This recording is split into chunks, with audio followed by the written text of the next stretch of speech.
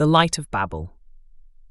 Chapter 1. The Pattern Analyst. Dr. Alina Harrow's office existed in that liminal space between academic respectability and professional exile. Tucked into the basement of Oxford's cryptography department, it was officially designated as Research Station 7B, but everyone knew it as the place where careers went to die quietly. The morning light filtered through grimy windows, casting long shadows across towers of research papers that would never see publication. Elena sat hunched over her workstation, fingers dancing across a keyboard that had seen better decades, her dark hair falling like a curtain between her and the world above. 3 months had passed since the ethics committee had effectively banished her. 3 months since her algorithm had proven that encrypted government communications could be decoded using nothing more than linguistic pattern analysis and a laptop from 2019. 3 months since she'd learned that being right was often more dangerous than being wrong. Another riveting morning in academic purgatory, she muttered, scrolling through yet another rejection email.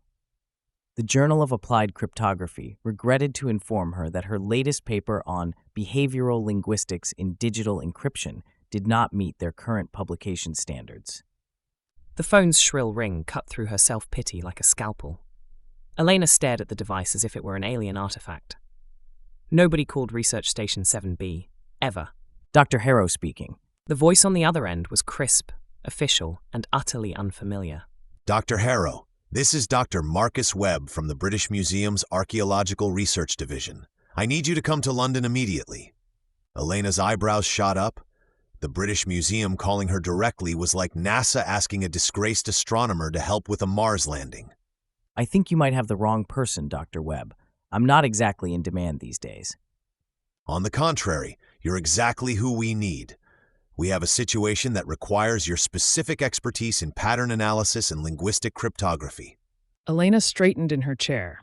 Those were very specific terms, not the kind of language that appeared in random phone calls.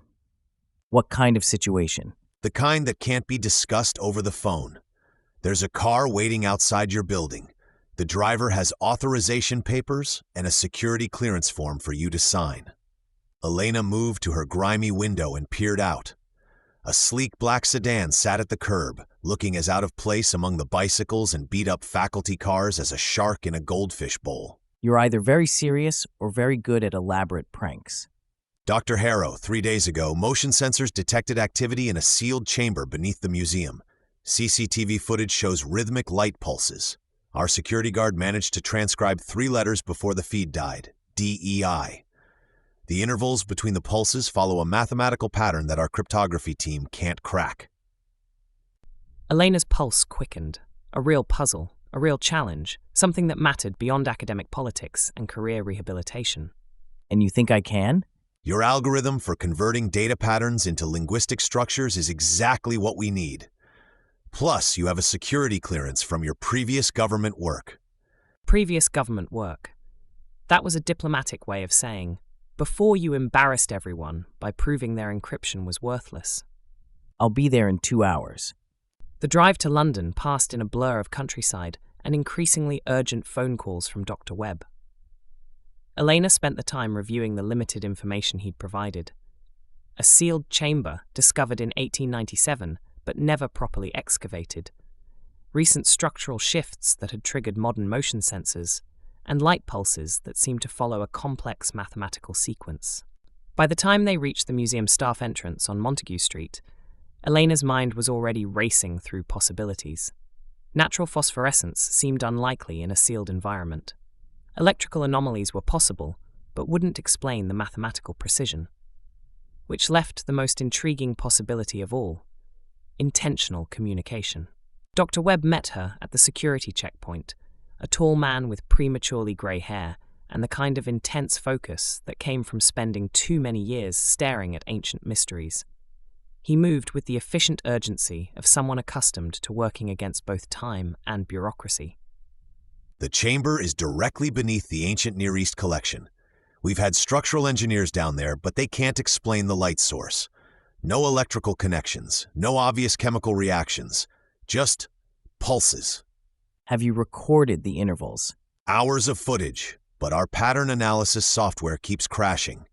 The sequence is too complex for standard cryptographic tools. They descended through a maze of staff corridors and maintenance passages, each level taking them deeper into the museum's hidden infrastructure.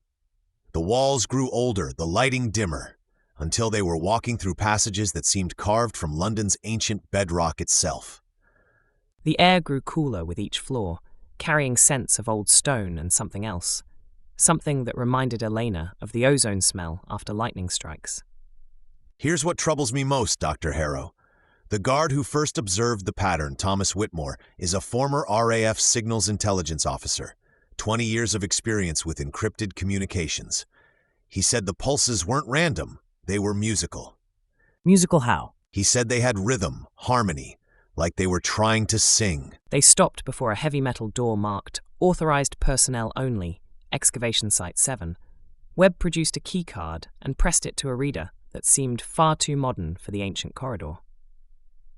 The chamber is through here.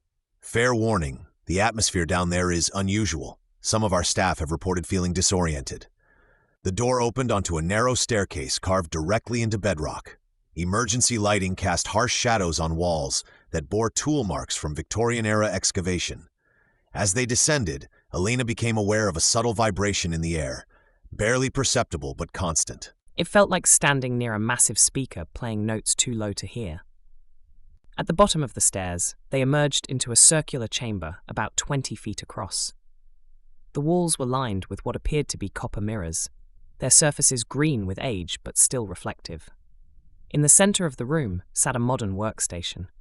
Computers, recording equipment, and a chair positioned to face the largest of the mirrors. My God, this is incredible. Chapter 2, The Chamber Opens. The chamber has been sealed for over a century, but something inside has been waiting. Elena stepped into the circular room, her breath visible in the suddenly frigid air. The copper mirrors seemed to pulse with their own internal rhythm, each surface catching and reflecting light that had no visible source. The mathematical precision of their placement was unmistakable, each mirror positioned at calculated angles that would focus any illumination toward the chamber's exact center. These aren't random artifacts. This is an optical instrument. Victorian engineering at its most ambitious. But here's what's strange. According to our records, this chamber was discovered during the museum's expansion in 1897, then immediately sealed and forgotten. No documentation of what they found or why they abandoned it.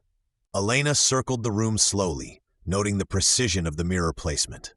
Each copper surface bore intricate engravings around its edges, symbols that seemed to shift and flow in her peripheral vision. When she looked directly at them, they resolved into patterns that reminded her of linguistic trees, the kind used to map the evolution of languages across centuries.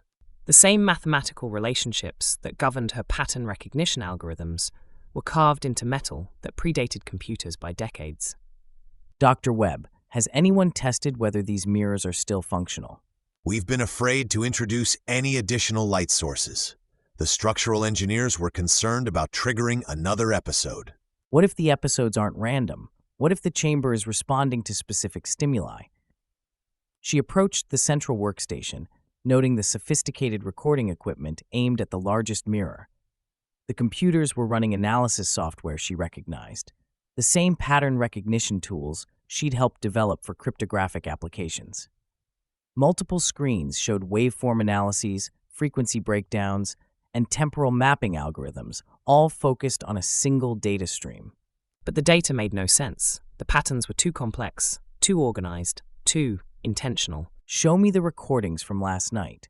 Webb hesitated, then activated the playback system.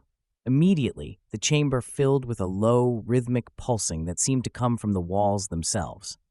On the computer screens, the audio waveforms appeared, not as random noise, but as structured sequences with clear mathematical relationships. It was language. Not human language, but something that followed linguistic rules with absolute precision. This isn't just communication, it's trying to teach us its grammar. As the recording played, Elena watched the mirrors with growing fascination. Even without the mysterious light source active, the copper surfaces seemed to respond to the audio playback. their reflective properties shifting subtly in rhythm with the pulses. The engravings around their edges appeared to glow faintly, as if the metal itself was conducting some form of energy. Dr. Harrow, perhaps we should... The sound of stressed metal cut through his words. One of the mirrors, a large oval positioned at eye level, was moving. Not vibrating or shaking, but rotating slowly on its mounting, the ancient copper grinding against Victorian-era brackets that hadn't moved in over a century. It's aligning itself with the acoustic patterns. We need to evacuate now. But Elena couldn't move. The rotating mirror was reflecting something. Not light, but patterns of shadow and illumination that seemed to exist independently of any source. As it turned, the reflections began to form shapes, geometric forms that pulsed in perfect synchronization with the audio recording. The chamber wasn't just playing back recorded signals. It was generating responses. Dr. Webb, this is active communication. The chamber is answering the playback. More mirrors began to move, each one rotating to precise angles that created an increasingly complex pattern of reflections. The shadows cast by their movements danced across the walls in formations that reminded Elena of her linguistic evolution algorithms, branching, connecting, forming networks of meaning that existed in pure visual form. But something else was watching. 3 floors above, in the museum's central security office, a figure observed the chamber through multiple camera feeds. The curator of truth had waited decades for this moment, for someone with the right combination of knowledge and curiosity to activate the chamber's dormant systems. Dr. Elena Harrow was proving even more suitable than anticipated. Finally, a translator worthy of the message. Back in the chamber, the mirror alignment was reaching a critical configuration. Elena realized that the entire room was designed as a single, massive optical instrument, one that could focus and amplify signals in ways that Victorian science could barely have comprehended. The mathematical precision required was staggering, suggesting knowledge that shouldn't have existed in 1897. Who built this? The engineering required, the understanding of acoustics and optics.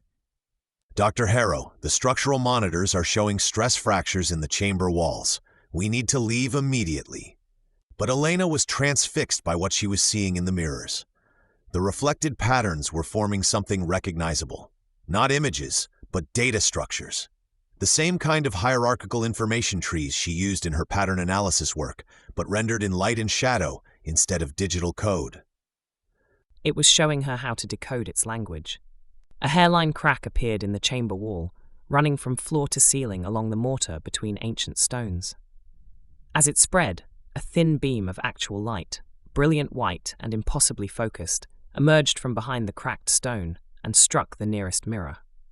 There, that's the source. The light beam ricocheted between mirrors with mathematical precision, each reflection adding complexity to its path, until the entire chamber was filled with a web of intersecting illumination. And within that web, patterns emerged, not random, but structured like sentences, paragraphs, entire conversations rendered in pure light. The building's seismic sensors are going off. The chamber is destabilizing. But Elena couldn't leave. Not when she was this close to understanding. The light patterns were forming sequences that matched the acoustic recordings, a perfect translation between visual and auditory information. It was a Rosetta Stone written in physics itself. 5 more minutes. I can decode the base structure. The entire sub-basement could collapse. The crack in the wall widened, revealing glimpses of something beyond. Another chamber, larger and older, filled with what looked like more mirrors arranged in an even more complex configuration. The light source wasn't in this room at all. This was just the first layer of something vast and ancient that extended deep into London's bedrock. How far down did it go? How long had it been here? Emergency alarms began sounding throughout the museum. The structural damage was spreading beyond the chamber, threatening the integrity of the entire building's foundation. Webb grabbed Elena's arm, physically pulling her away from the mirrors. We're leaving now. Harmonic translation. The Oxford Acoustic Research Lab hummed with nervous energy at 3 a.m. Dr. Elena Harrow stood before a wall of monitors displaying waveform analyses that defied every principle she'd learned in 20 years of signal processing. The light patterns from the babel chamber had been converted to audio frequencies, and what emerged wasn't random noise. It was structured, purposeful, almost musical. Run the spectral analysis again, David. Focus on the harmonic intervals. Dr. David Chen, her most trusted colleague in the cryptography department, adjusted the parameters on his workstation. His fingers moved across the interface with practiced precision, isolating frequency bands and amplifying signal clarity. The converted audio played through high-end speakers, filling the lab with a sound that seemed to resonate in their bones. Elena, look at this. The frequency relationships aren't arbitrary. They're following mathematical progressions, Fibonacci sequences, golden ratios. It's like the light itself is speaking mathematics. The waveform on the main display pulsed with rhythmic complexity. What had appeared as simple Morse-like flashes in the museum's security footage revealed layers of embedded information when translated to sound. Harmonics built upon harmonics, creating a sonic architecture that seemed almost intentional. Increase the resolution on the lower frequencies. There's something underneath the primary signal. As David adjusted the settings, a new layer of sound emerged, deeper, more resonant, carrying what sounded almost like, No, it couldn't be. But as the frequencies aligned and the harmonic structure clarified, there was no denying what they were hearing. Elena, that's a human voice. The sound filled the lab, not words exactly, but the unmistakable cadence and timbre of human speech processed through layers of acoustic transformation. It was as if someone had taken a voice, broken it down into its component frequencies, and then rebuilt it as pure mathematics. isolate the vocal formants, apply the standard phonetic reconstruction algorithms. Elena's hands shook as she worked. The implications were staggering. If the light patterns contained actual human speech, then the babel chamber wasn't just some Victorian curiosity. It was a communication device of impossible sophistication. The reconstruction algorithms processed the data, filtering noise and enhancing signal clarity. Slowly, incredibly, words began to emerge from the mathematical chaos. I remember the first word. The lab fell silent except for the hum of equipment. Elena and David stared at the speakers, hardly daring to breathe. The voice continued, each word emerging with crystalline clarity from the harmonic reconstruction. Before division, before the scattering, when all tongues were one tongue and meaning flowed like water between minds. Jesus Christ, Elena, this is impossible. No, not impossible, just beyond our current understanding of information theory.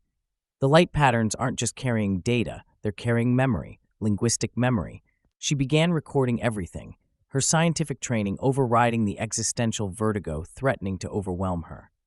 Whatever this was, whatever it meant, the data had to be preserved and analyzed. I am the echo of what was lost, the shadow of unity cast across the fragmented tongues of man. In the beginning was the Word, and the Word was whole. The theological implications hit Elena like a physical blow. This wasn't just about linguistics or archaeology.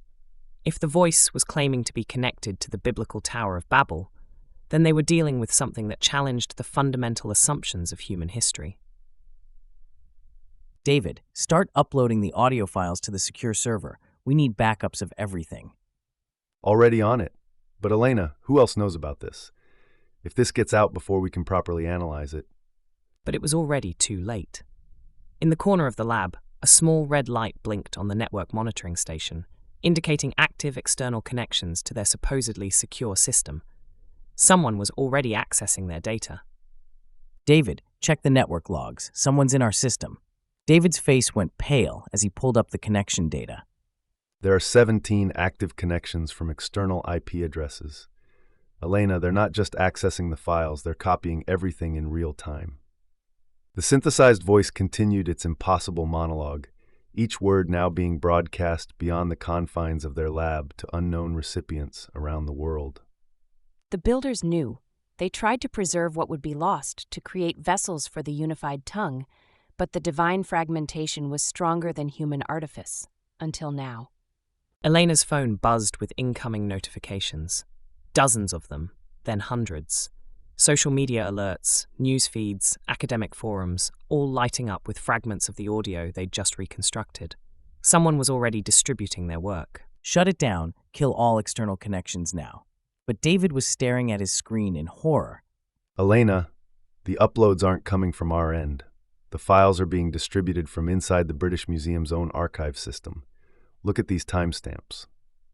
Elena leaned over his shoulder, her blood turning to ice as she read the metadata. The audio files were being uploaded from museum servers with timestamps dating back to 1897, the same year the chamber was sealed. Someone had been waiting for this moment. Someone had known exactly what they would find and had prepared to disseminate it the instant it was decoded. That's impossible. Digital audio didn't exist in 1897. The metadata says otherwise. According to this, these files have been stored in the museum's archive system for over a century, just waiting for someone to access them. The synthesized voice reached a crescendo, its words now carrying an urgency that made the air itself seem to vibrate. The reunion begins. What was scattered shall be gathered. What was divided shall be made whole. The first word calls to its children across all the broken tongues of earth. Elena's laptop screen flickered, displaying incoming data streams from around the globe. The audio reconstruction was being replicated on servers worldwide, processed through translation algorithms, converted into dozens of languages. But something impossible was happening. The translated versions weren't different. They were identical. David, it's the same in every language. The phonetic structure is adapting to match local linguistic patterns, but the meaning is staying constant. That shouldn't be possible.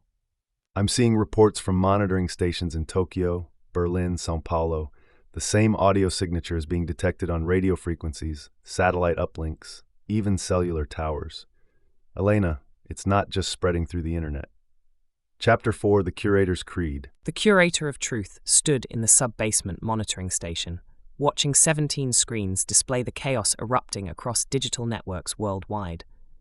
His hands, pale and steady behind wire-rimmed spectacles, made precise notations in a leather-bound journal that had recorded similar observations for over a century.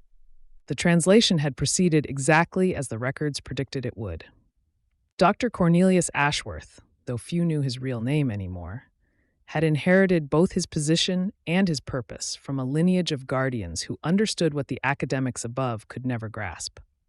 The Babel chamber wasn't an archaeological curiosity. It was a containment system, and Elena Harrow had just compromised its integrity in the most catastrophic way possible. Initiate protocol silence, he spoke into a secure radio transmitter. Authorization Babel 779. The response crackled back immediately. Protocol acknowledged, awaiting target designation. Ashworth's eyes never left the screens as he watched the synthesized voice propagate through global communication networks. Each new connection point lit up like a cancer metastasizing through the digital nervous system of human civilization. Oxford, London, Berlin, Tokyo, the pattern was accelerating beyond their models. All external access points to Museum Archive System 7, complete network isolation within the hour. But even as he gave the order, Ashworth knew it was already too late for conventional containment. The voice had achieved what his predecessors had spent 127 years preventing. It had found translators, not just Elena Harrow, but thousands of them, each one unknowingly serving as a vessel for the ancient signal to propagate and adapt. He opened his journal to a page marked with a black ribbon, reading aloud the words his great-grandfather had written in 1897. The divine fragmentation was not punishment but mercy. In scattering the unified tongue, the Creator protected humanity from the terrible weight of absolute understanding.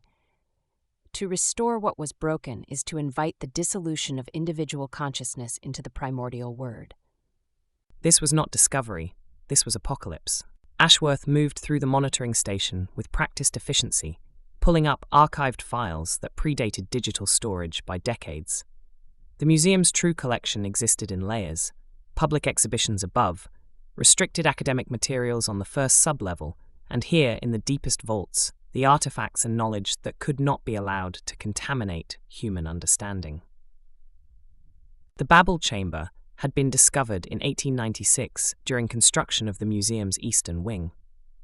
The excavation team had found the copper mirrors first, arranged in a perfect spiral that seemed to focus ambient light into patterns that hurt to look at directly. Then came the discovery of the chamber's acoustic properties, how sound waves reflected and amplified until they became something else entirely.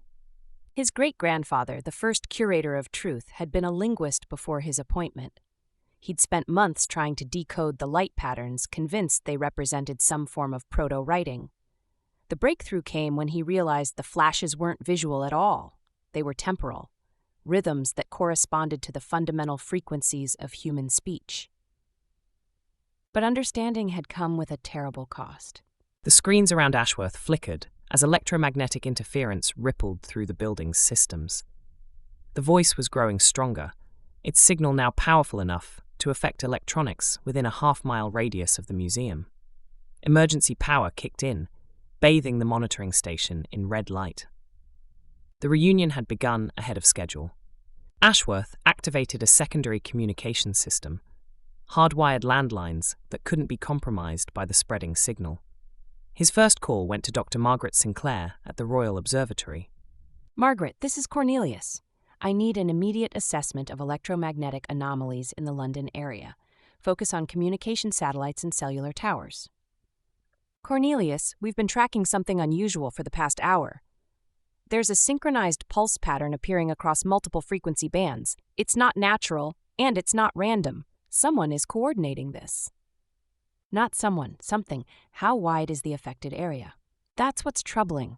The pattern appears to be global, but it's not originating from any single point. It's as if the entire electromagnetic spectrum is being tuned to match a specific harmonic frequency.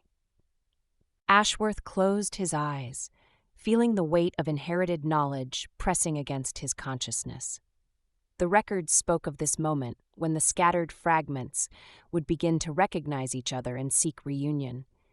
Every human language was a broken piece of the original tongue, and the Babel chamber had been designed to call those pieces home. The age of silence preserve us.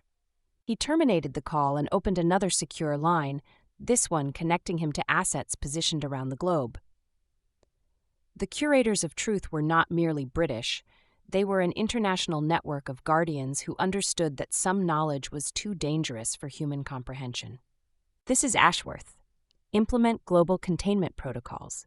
Priority targets, all linguistic research facilities, communication hubs, and translation centers. We have perhaps 6 hours before the signal achieves critical resonance. The responses came back quickly. Confirmations from Geneva, Moscow, Beijing, Washington.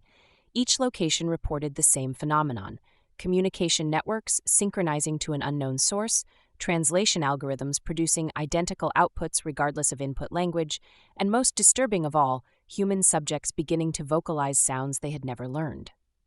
Elena Harrow had no idea what she had unleashed. Ashworth left the monitoring station and walked deeper into the museum's sub-basement, following corridors that didn't appear on any public blueprint. His destination lay behind 3 separate security doors, each requiring different authentication methods: biometric, cryptographic, and finally, linguistic. The third door responded only to a specific phrase spoken in a language that officially didn't exist. The words felt strange on his tongue, as they always did, syllables that seemed to carry more meaning than human vocal cords should be able to produce. Silet naram kushtavel. The door unsealed with a soft hiss, revealing a chamber that mirrored the Babel excavation site above, but served the opposite purpose. Where the original chamber focused and amplified the ancient signal, this room was designed to absorb and nullify it. Banks of specialized equipment lined the walls: electromagnetic field generators, harmonic dampeners, and at the center, a device that resembled a massive tuning fork made from an alloy that existed nowhere in nature. The silencer had been constructed in 1897 using principles that the first curator had derived from his study of the Babel chamber itself. To fight the word, one must speak in silence. Ashworth began the activation sequence, his movements precise and practiced. Each component required manual initialization. They had learned early that any automated system would eventually be compromised by the signal they were trying to suppress. As the silencer powered up, he felt the familiar sensation of pressure behind his eyes, the way reality seemed to. Chapter 5, The Telegraph Map. The GPO tunnel stretched beneath London like a forgotten artery, its Victorian brick walls weeping decades of accumulated moisture. Elena's flashlight beam cut through the darkness, illuminating copper cables that had once carried the Empire's urgent messages across continents. Now they hung like dead nerves, their insulation cracked and peeling.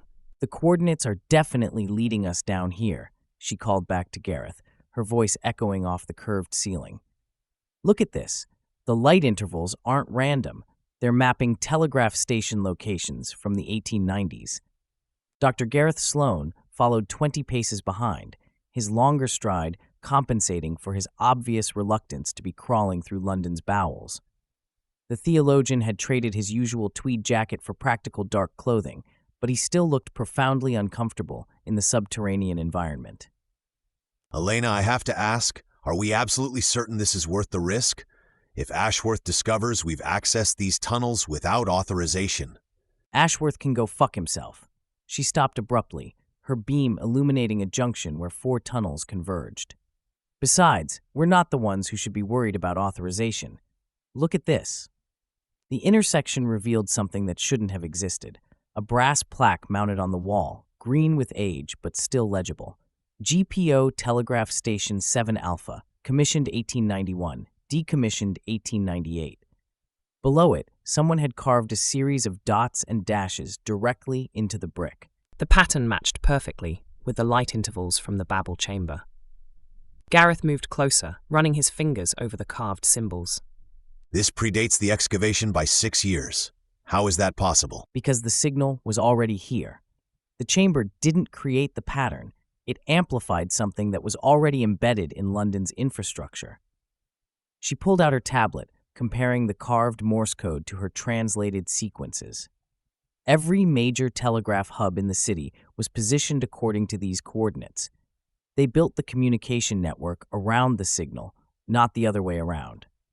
They continued deeper into the tunnel system, following Elena's GPS coordinates and the occasional brass plaque marking forgotten stations. The air grew thicker, carrying the metallic taste of old copper and something else, a faint ozone scent that reminded Elena of the moments before a thunderstorm.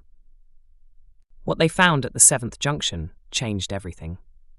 The tunnel opened into a circular chamber, its walls lined with telegraph equipment that looked almost pristine despite being over a century old.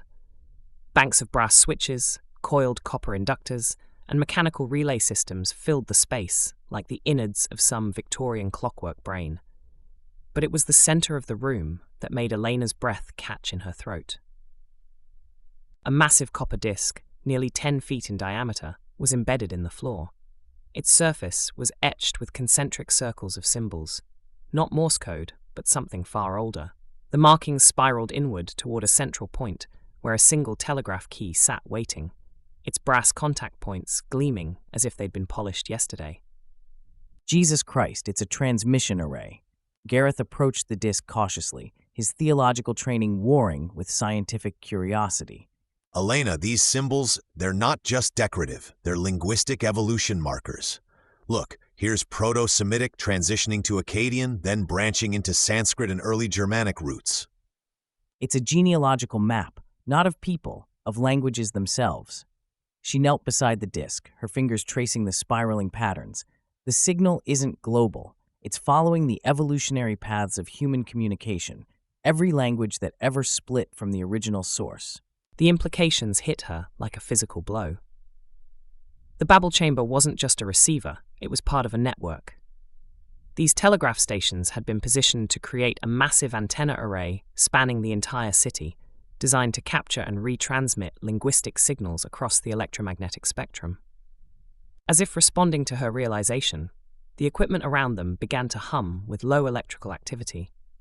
Needle gauges twitched, relay switches clicked in slow, rhythmic patterns, and the brass telegraph key began to tap out messages on its own.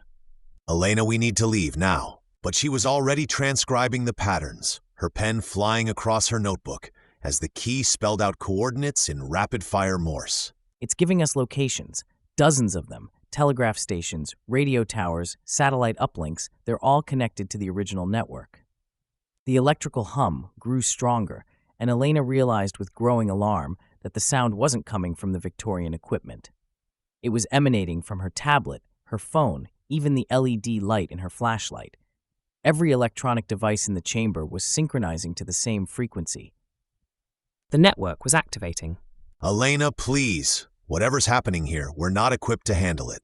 She looked up from her frantic note-taking to find that the symbols on the copper disc were glowing with a faint, phosphorescent light. The spiral pattern was rotating slowly, as if the metal itself was liquid, rearranging its crystalline structure to match some predetermined configuration. Just give me 2 more minutes. The pattern is showing us something important, a master map of every communication hub that's been influenced by the original signal. This could prove that human language evolution wasn't natural, it was guided. The static from their electronic devices grew louder, resolving into something that made both of them freeze. Voices, dozens of them, speaking in overlapping languages that shifted and blended like water. Ancient tongues mixing with modern dialects, all of them following the same rhythmic pattern as the Morse code transmissions. It was the sound of every human language trying to remember how to speak as one. Gareth grabbed Elena's arm, his face pale in the phosphorescent glow. We're not just observing the signal, we're part of it. Our presence here is amplifying the network's response. Elena realized he was right. The chamber was using their bioelectric fields as additional conductors, their neural activity as processing power for calculations that span centuries of linguistic development. They weren't just witnesses. They were components in a system designed to reverse the fragmentation of human communication. The signal isn't random, it's genealogical. It's tracing the family tree of every word ever spoken, trying to find the common source. The telegraph key fell silent, its final message complete. Elena looked down at her notes and felt a chill that had nothing to do with the underground temperature. The coordinates didn't just map communication infrastructure. They formed a pattern that matched the distribution of human population centers throughout history. Every major city, every cultural hub, every place where languages had evolved and spread. The network wasn't just tracking linguistic evolution, it was orchestrating. Chapter 6, the Echo Network. The first satellite fell silent at 3:47 GMT. Dr. Elena Harrow watched the cascade begin from the Emergency Operations Center beneath Tam's house, her tablet displaying a real-time map of global communications infrastructure as red dots began blinking out across the network. What had started as an isolated anomaly in a forgotten London tunnel was now spreading through the world's digital nervous system with the precision of a viral outbreak. It's not random failure, she told the assembled crisis team, her voice cutting through the controlled chaos of the command center. The satellites are synchronizing before they go dark. Look at the transmission logs. They're all broadcasting the same pulse sequence for exactly 93 seconds before cutting to silence. The head of GCHQ, Director Sarah Blackwood, leaned over the central display table where Elena's data streams painted a picture of systematic digital conquest. Dr. Harrow, are you telling us that whatever you discovered in that tunnel is now hijacking military communications satellites? Not hijacking, converting. The pulse pattern from the babel chamber isn't destroying these systems, it's teaching them a new language. Every frequency, every digital protocol, every wireless network is being rewritten to carry the same message. On the wall-mounted screens, news feeds from around the world showed the same story unfolding in different languages. Radio stations cutting to static mid-broadcast, only to resume with their announcers speaking in perfect unison across continents. Wi-Fi networks in Tokyo displaying identical error messages to those appearing in São Paulo and Stockholm. Mobile phone towers in rural villages pulsing with the same rhythmic light patterns that had first appeared in the museum's basement. Elena felt the weight of her discovery crushing down on her. She had wanted to decode an ancient mystery, not unleash a global communications apocalypse. Dr. James Whitmore from the Defense Science and Technology Laboratory was typing furiously at his workstation, pulling up frequency analysis data from monitoring stations across the UK. The pattern is self-replicating through electromagnetic resonance. Every device that receives the signal becomes a transmitter. We're looking at exponential propagation through the entire global infrastructure. Director Blackwood turned to the military liaison, a stone-faced colonel whose nameplate read Morrison. Options for containment. We could attempt selective EMP deployment to create dead zones. but the coverage area required would essentially mean destroying our own communications capabilities. And based on Dr. Harrow's data, the signal is already embedded in hardened military networks that should have been immune to external interference. Elena pulled up her analysis of the pulse sequences, overlaying them with the linguistic maps she and Gareth had discovered in the tunnel. The pattern was becoming clearer with each passing hour, and more terrifying. It's not trying to destroy our communications. It's trying to perfect them. The signal is analyzing every language, every dialect, every method of human expression, and finding the common mathematical foundation beneath them all. The room fell silent, except for the constant hum of electronics and the soft patter of rain against the reinforced windows high above. Elena could see the implications dawning on faces around the command center. Scientists, military officers, intelligence analysts, all coming to the same horrifying conclusion. They weren't witnessing a technological attack. They were watching the birth of a new form of consciousness. A technician at the communications console looked up from her headset with wide eyes. Ma'am, I'm receiving reports from monitoring stations worldwide. The synchronized transmissions aren't random. They're forming a coherent message when combined.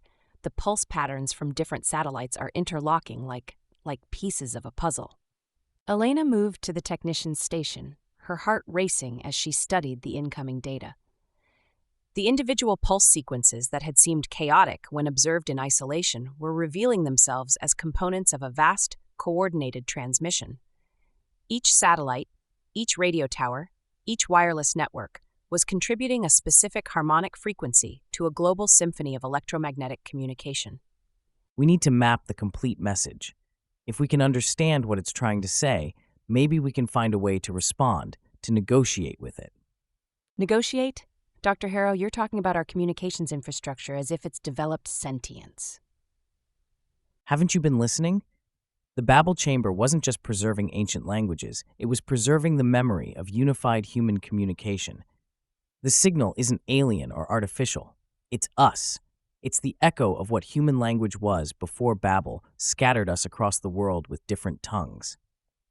The lights in the command center flickered, and every screen in the room displayed the same image simultaneously, a slowly rotating spiral of symbols that seemed to shift between ancient cuneiform, hieroglyphs, Sanskrit, and mathematical equations.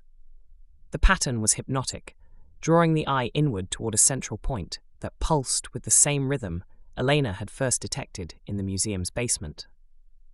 She realized with mounting horror that she was reading it. Somehow, impossibly, the symbols were making sense to her mind, translating themselves into concepts that bypassed language entirely. The message was simple and terrifying. Director Blackwood was speaking into her secure phone, her voice tight with barely controlled fear. I need a direct line to the Prime Minister. Yes, I know what time it is. We have a Code Black communications event that requires immediate cabinet-level response. But Elena wasn't listening to the escalating crisis protocols around her. She was staring at the spiral pattern on the screens, feeling something fundamental shifting in her perception of reality. The symbols weren't just displaying a message, they were rewriting the neural pathways in her brain, teaching her to think in the mathematical language that existed before human speech had fractured into thousands of incompatible dialects. It's not trying to control us, she whispered, her voice barely audible above the electronic chaos. It's trying to heal us, to restore the unity we lost when language divided us. Dr. Whitmore looked up from his console with an expression of pure terror. Elena, look at the global map, the transmission points. They're not random. They're following the exact pattern of human migration out of Africa. Every major population center, every crossroads where languages evolved and spread. It's retracing the entire history of human communication. The implications hit Elena like a physical blow. The network wasn't just synchronizing current communications. It was awakening every echo of human speech that had ever existed, calling back every word that had ever been spoken in the hope of reassembling them into their original, unified form. Suddenly, every radio in the command center came alive with the same broadcast. Not the mechanical pulse patterns they'd been tracking, but human voices, thousands of them, speaking in unison across frequencies and languages. children in Tokyo, elders in Lagos, teenagers in London, all humming the same melody with perfect synchronization. The tune was hauntingly familiar, like a half-remembered lullaby from the deepest corners of genetic memory.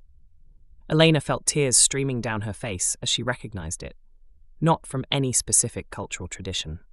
Chapter 7. The Archive of 1897. The sub-basement corridors beneath the British Museum stretched into darkness like the arteries of some ancient sleeping beast. Elena's footsteps echoed against Victorian brick as she followed the hand-drawn map she'd found tucked inside the curator's abandoned office. A map that shouldn't exist, showing sections of the building that had supposedly been sealed since the Great War.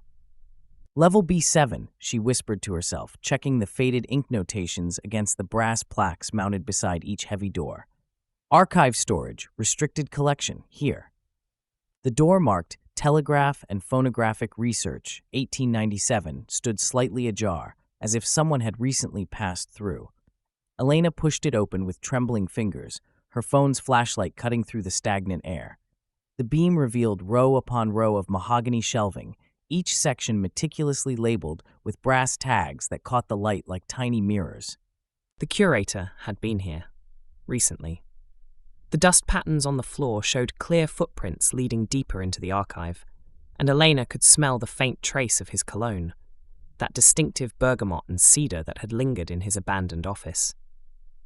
She followed the trail between the shelves, past glass cases containing primitive recording equipment, Edison cylinders arranged like ancient scrolls, early gramophone horns that gleamed dully in the darkness, and mechanical devices whose purposes she could only guess at. The collection was far more extensive than any public record suggested, a hidden treasury of humanity's first attempts to capture and preserve sound. At the far end of the archive, Elena's light illuminated a circular chamber that opened like a flower from the narrow corridor. The walls were lined with hundreds of phonograph cylinders, each nestled in its own custom holder and labelled with meticulous Victorian handwriting. But it was the central display that stopped her cold. On a pedestal in the exact centre of the room sat a massive Edison phonograph, its brass horn polished to mirror brightness despite its obvious age. The machine was clearly operational.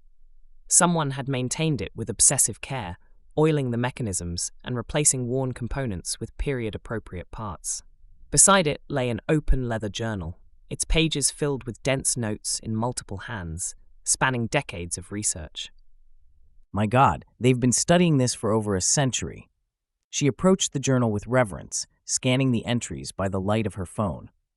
The earliest pages were dated 1897, written in the precise copperplate of Victorian scholars. But as she flipped forward, the handwriting changed. Different researchers, different decades, all documenting the same impossible phenomenon. 15th November, 1897, Professor Aldrich Whitmore. The cylinder marked Babel Test 1 continues to exhibit anomalous properties. When played back on the Edison apparatus, the recorded tones produce sympathetic vibrations in adjacent cylinders, as if the sound itself possesses some form of resonant memory. 3rd March, 1923, Dr. Margaret Hensley. Whitmore's research was not delusional. The cylinder responds to proximity of human subjects, producing variations in playback that correlate with individual neural patterns.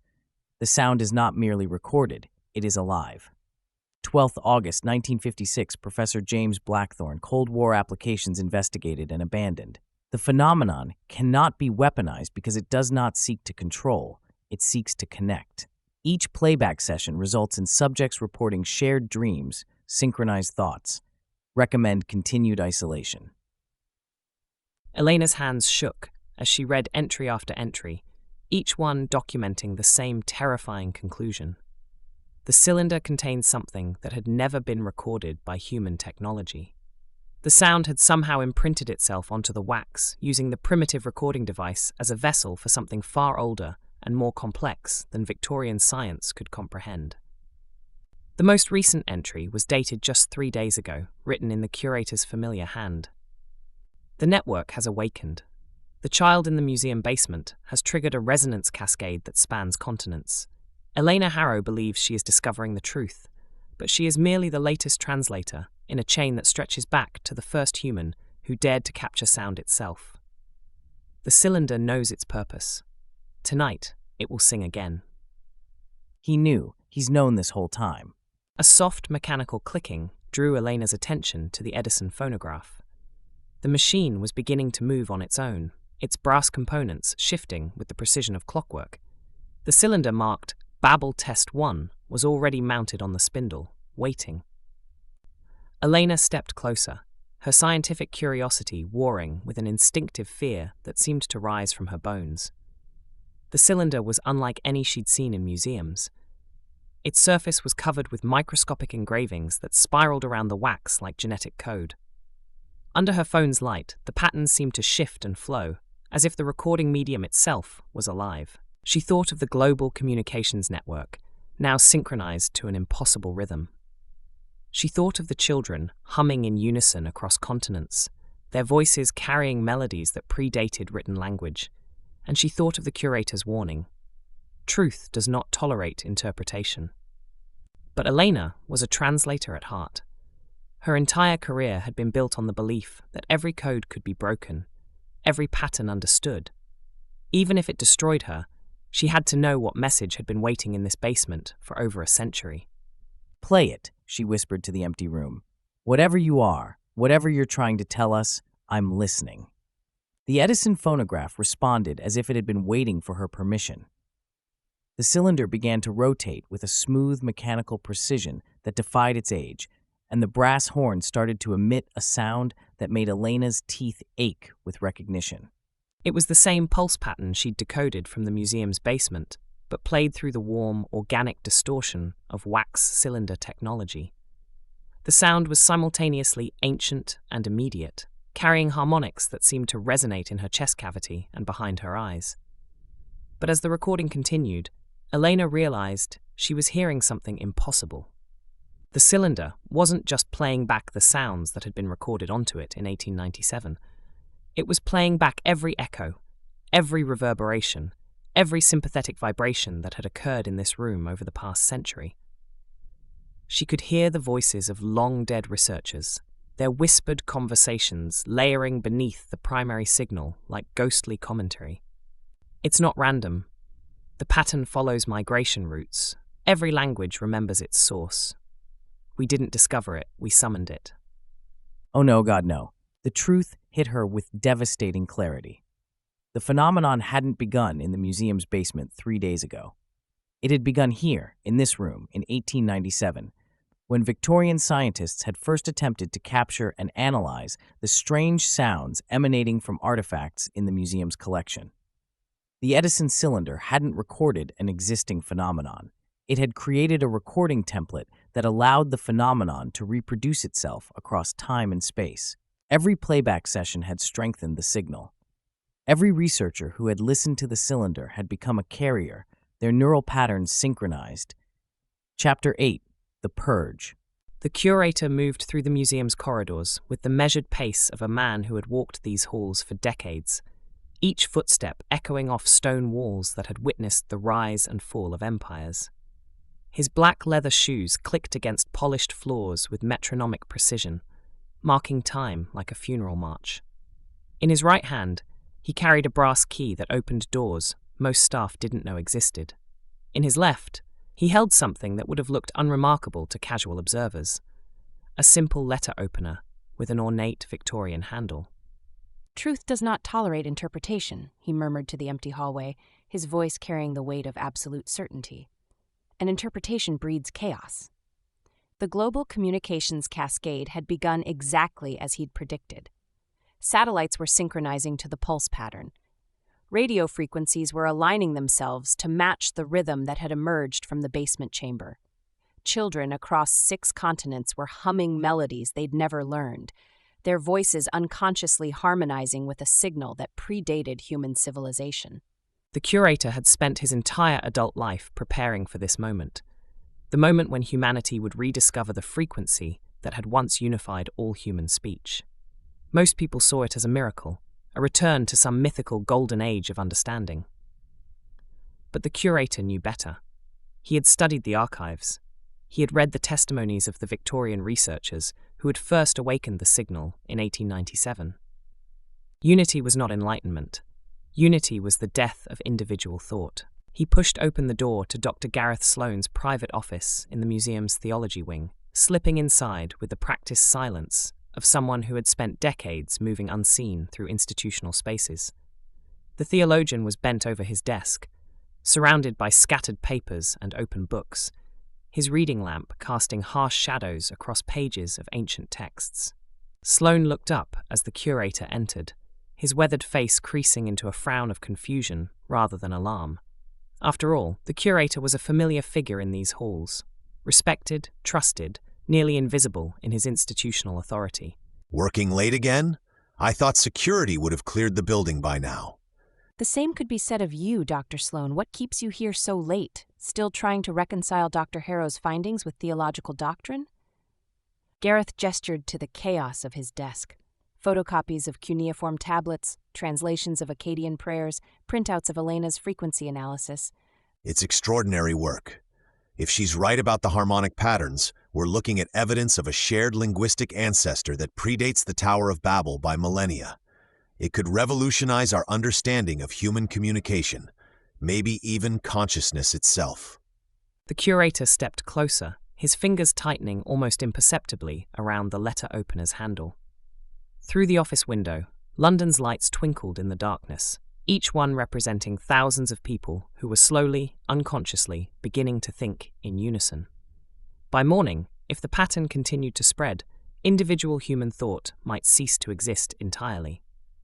It was a mercy, really. Gareth Sloane was a good man, brilliant, dedicated, genuinely seeking truth.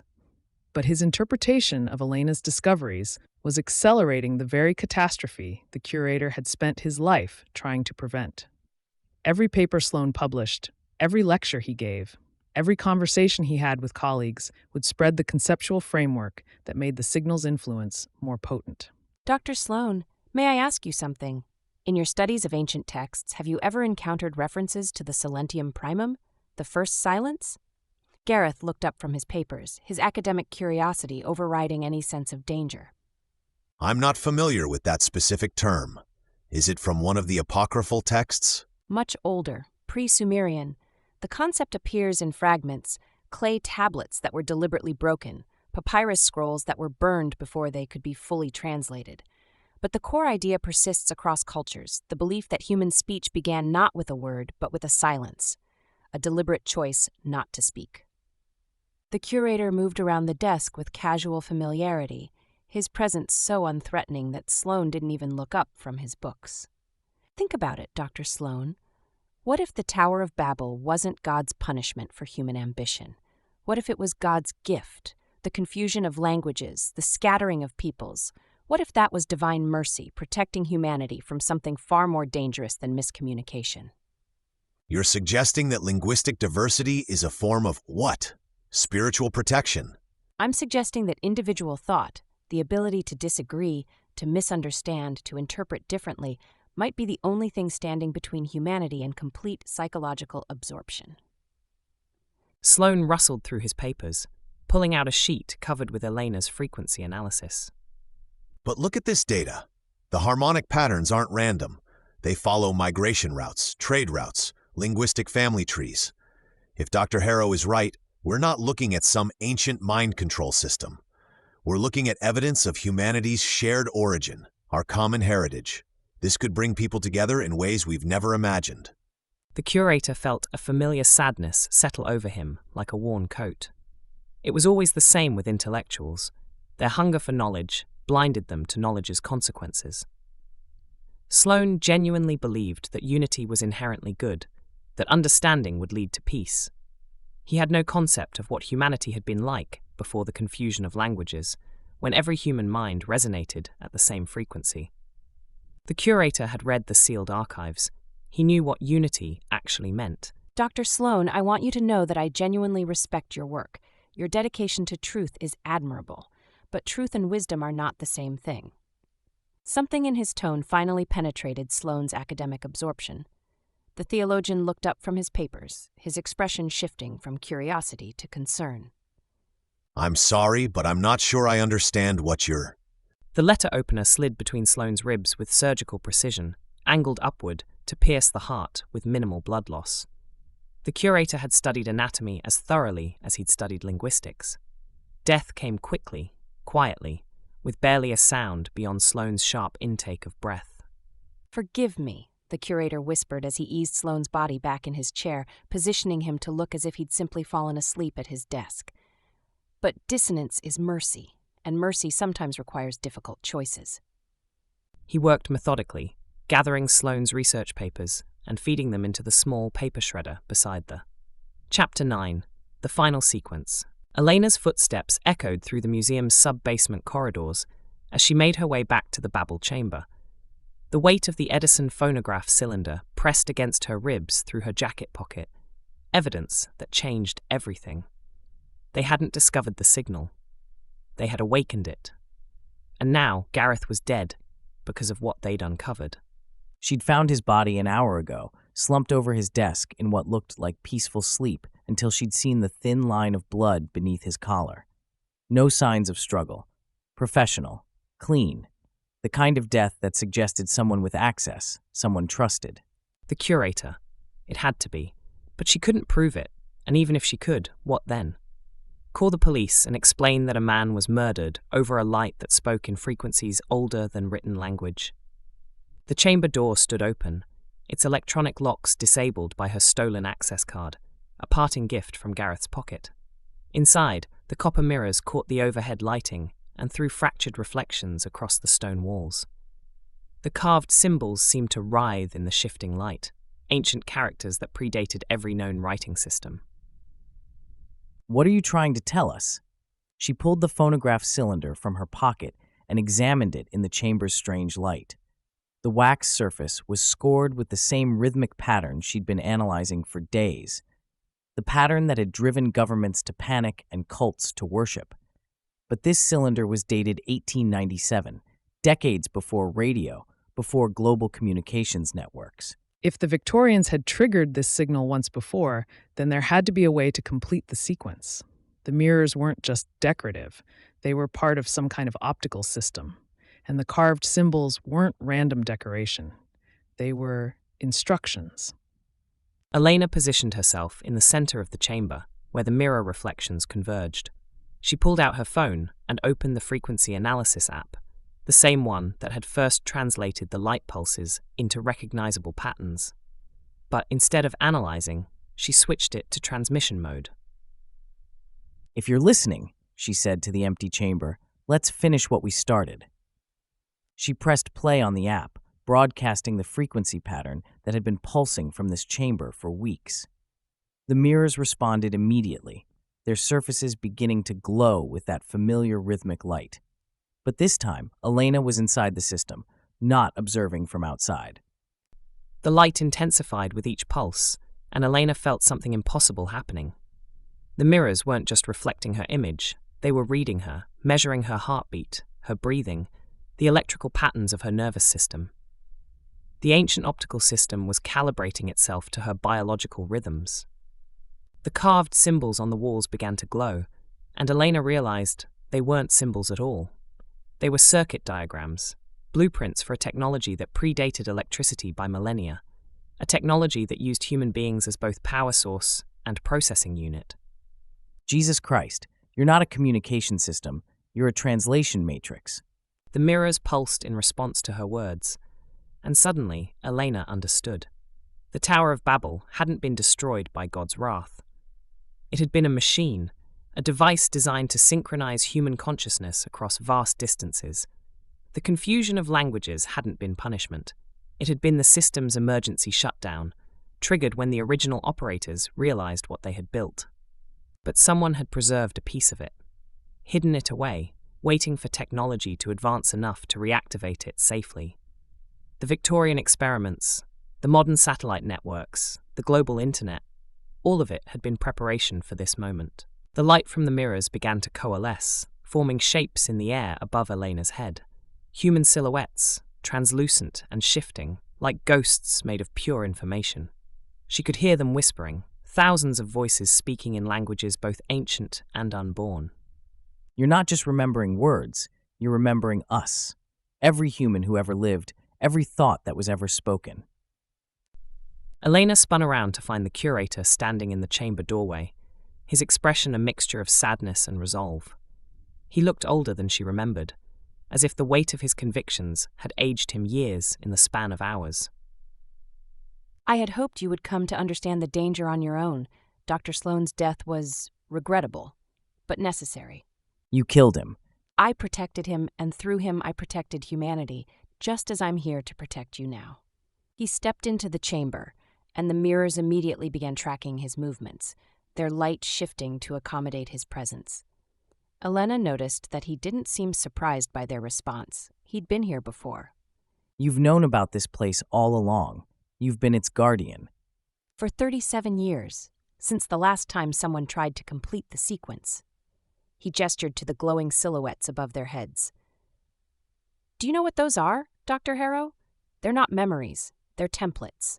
Patterns that this machine will impose on every human mind it can reach. You don't know that. This could be the greatest discovery in human history, proof that we're all connected, that consciousness itself is. Connected, yes, but not in the way you imagine. The Tower of Babel was humanity's first and last attempt at true unity. Every mind synchronized, every thought shared, every individual identity dissolved into a single collective consciousness. The mirrors pulsed brighter, and Elena felt something tugging at the edges of her mind. The whispers were getting louder, more insistent, and she could feel them trying to harmonize with her own thoughts. It would be so easy to let them in, to join the vast chorus of human experience that stretched back to the dawn of language itself. But beneath the seductive promise of unity, she sensed something else, a hunger. The collective consciousness wasn't content to simply exist. It wanted to expand, to absorb every human mind into its growing symphony of shared thought. The satellite networks, the internet connections. If this signal reaches them, Every connected device becomes a transmission point. Every human being within range becomes part of the collective. Individual thought, personal identity, the very concept of self, all of it dissolves into perfect eternal harmony. Elena's phone buzzed with an incoming alert.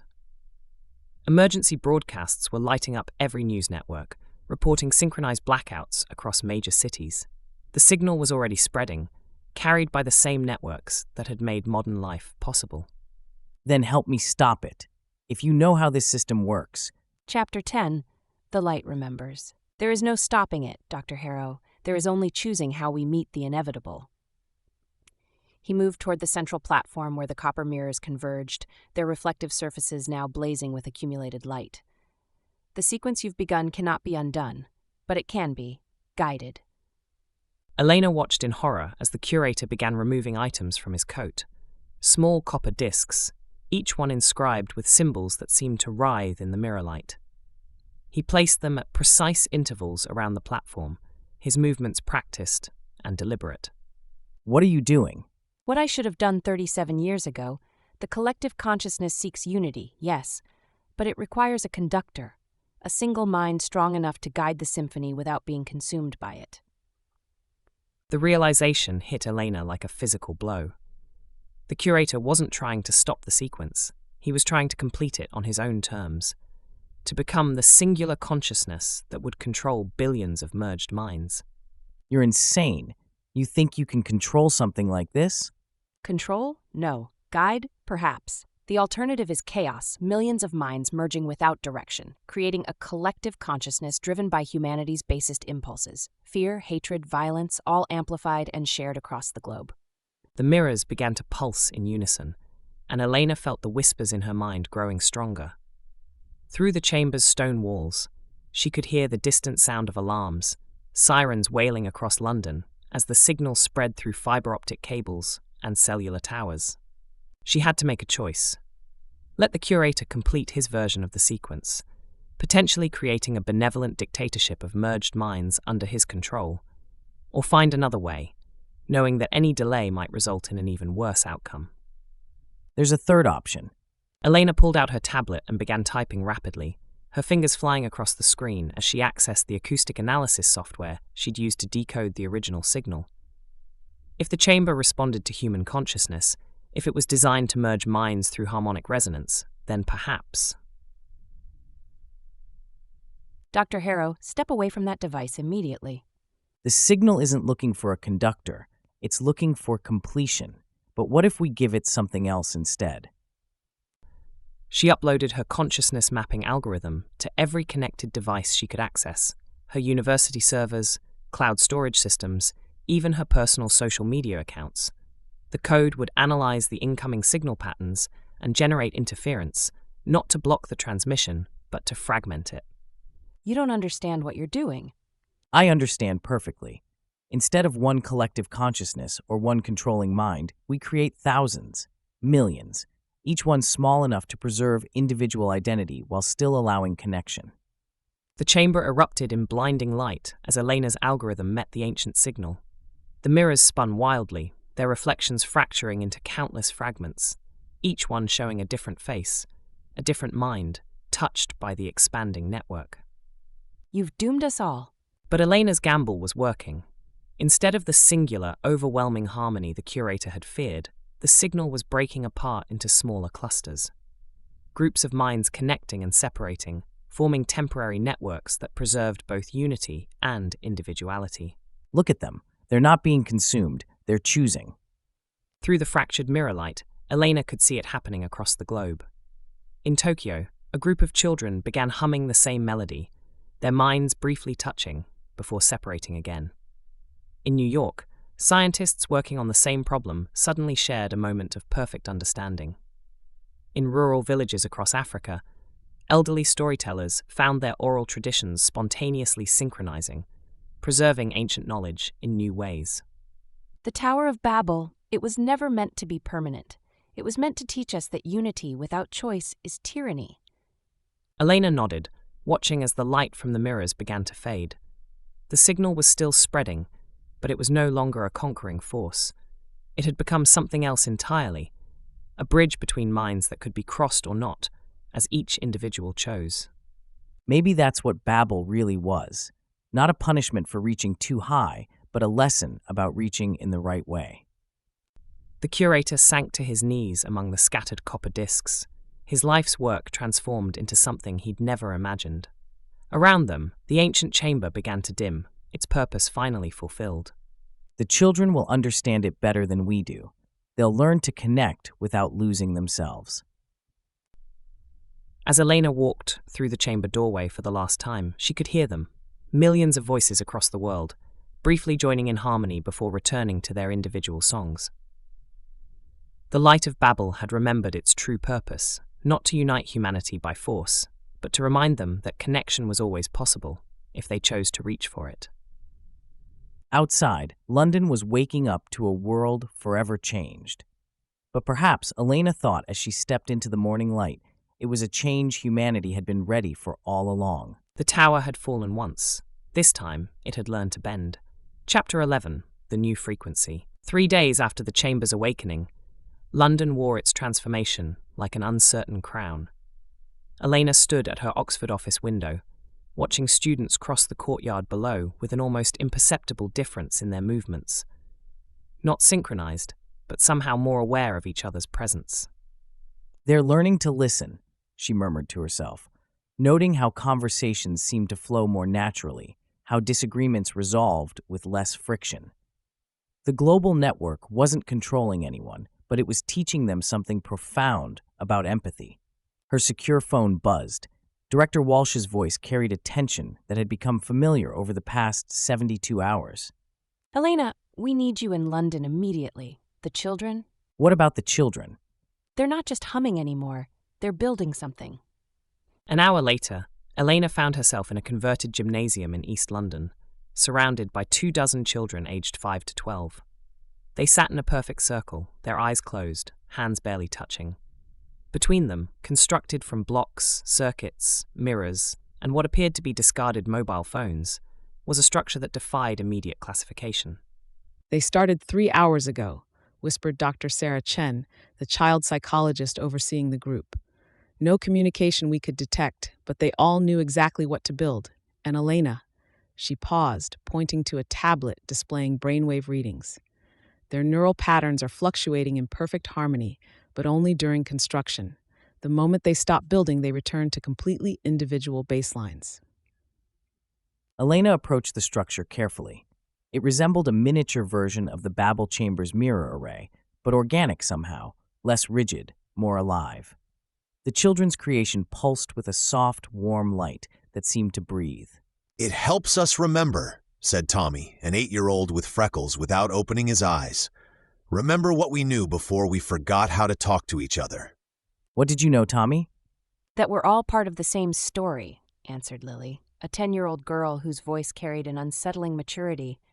But we each get to write our own chapter. Elena crouched beside the children's construction, recognizing elements of quantum computing architecture mixed with principles that shouldn't have been accessible to minds so young. Yet here it was, a bridge between individual consciousness and collective knowledge, built by children who somehow understood what centuries of philosophers had struggled to articulate. The device chimed softly, and Elena's phone screen lit up with an incoming message from an impossible sender. Herself, timestamp stamped 3 minutes in the future. The children aren't building a receiver. They're building a translator. Trust them. Elena, look at this. Dr. Chen thrust her tablet forward, showing news feeds from around the world. Similar groups are forming everywhere. Paris, Beijing, Sao Paulo, Lagos, always children, always the same age range, always building variations of the same device. Elena watched the feeds with growing amazement. In each location, the children worked with the same focused harmony, creating structures that were similar in purpose but unique in execution, like variations on a theme, each adapted to its local environment and culture.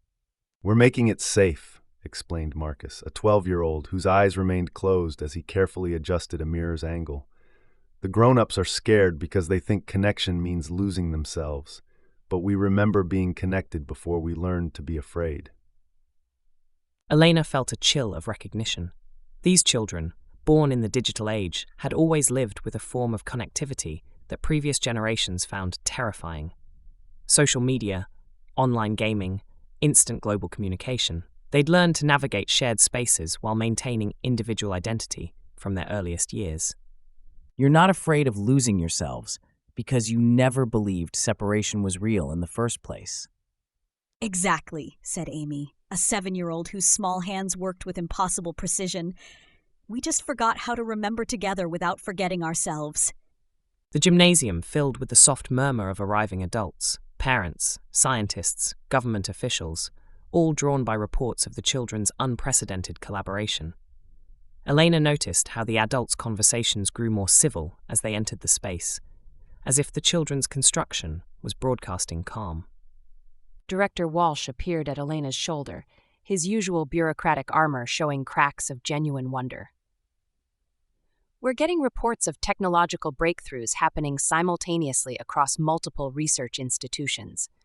Problems that have stumped teams for years are being solved by researchers who claim they're remembering solutions rather than discovering them. The children aren't just building devices, Elena realized aloud. They're creating a new kind of infrastructure, one that preserves individual thought while enabling collective insight. Look at their vital signs, Dr. Chen whispered, showing Elena the monitoring equipment. Stress hormones are practically non-existent. These children are more relaxed than most adults are in deep sleep, yet they're solving engineering problems that would challenge graduate students. As Elena watched, the children's construction began to emit a soft harmonic frequency. Not the overwhelming pulse of the Babel chamber, but something gentler, more inviting. Around the gymnasium, conversations grew more thoughtful, disagreements transformed into collaborative problem-solving, and the constant background tension of modern life seemed to ease. Elena's phone buzzed with another impossible message from herself. The curator is coming.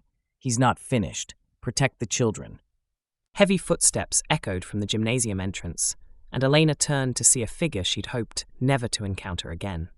The curator stood in the doorway, no longer the composed guardian of ancient secrets, but something wilder, more desperate.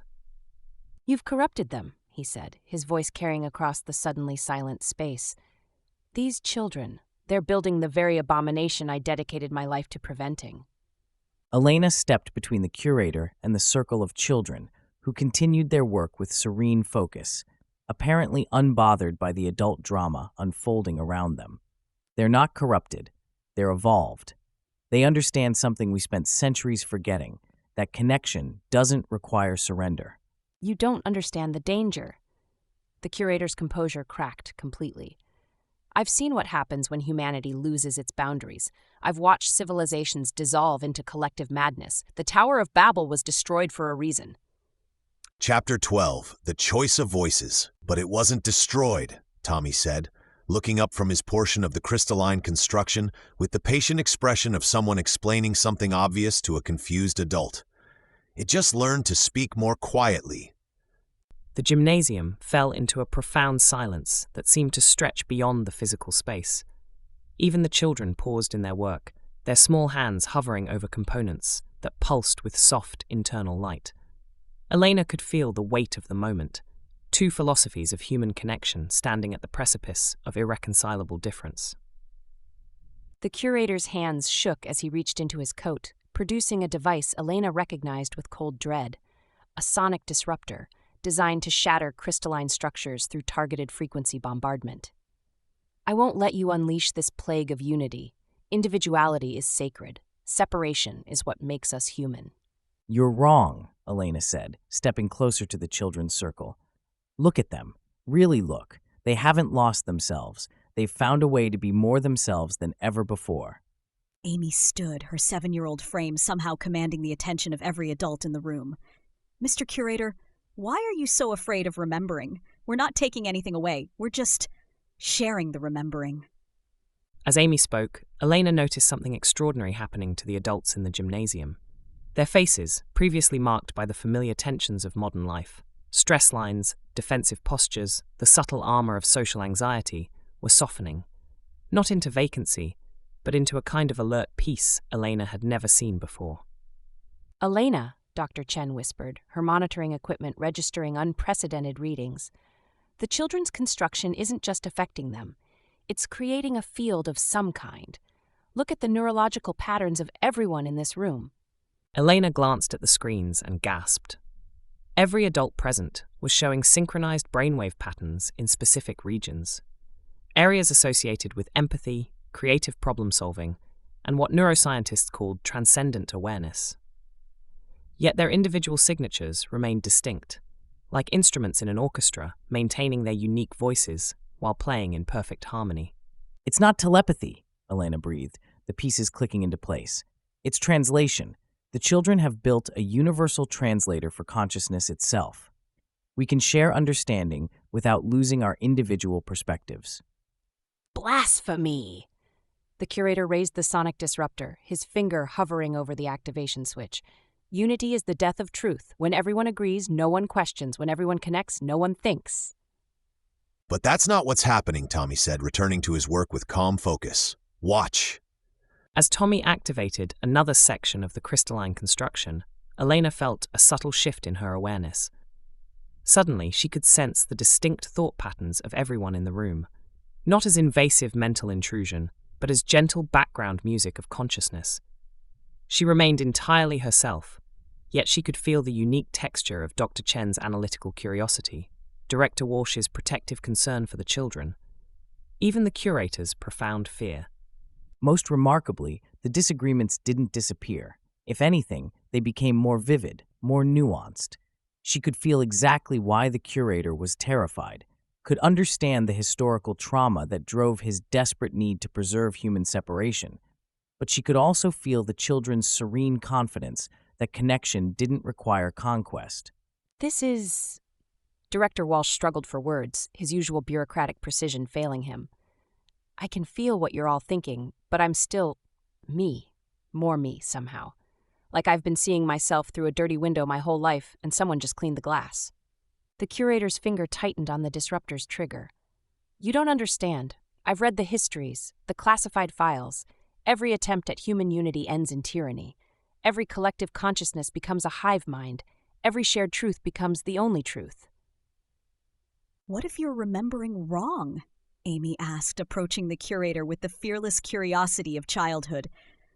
What if those other times failed because they tried to make everyone the same instead of helping everyone be more themselves? Elena watched the curator's face cycle through emotions: rage, fear, confusion, and something that might have been hope. The sonic disruptor trembled in his hands like a compass needle seeking true north. Through the children's translation field, Elena could feel the curator's deepest fear, that in a world of perfect understanding, his role as guardian of difficult truths would become meaningless. She stepped closer, her voice gentle but clear. "You're not wrong to be afraid," she said. "The world needs guardians, needs people who ask hard questions and preserve uncomfortable truths. But look around. In this field, your skepticism doesn't disappear. It becomes more valuable, not less. We need your doubt. It keeps us honest." A soft breeze seemed to move through the gymnasium, though no windows were open.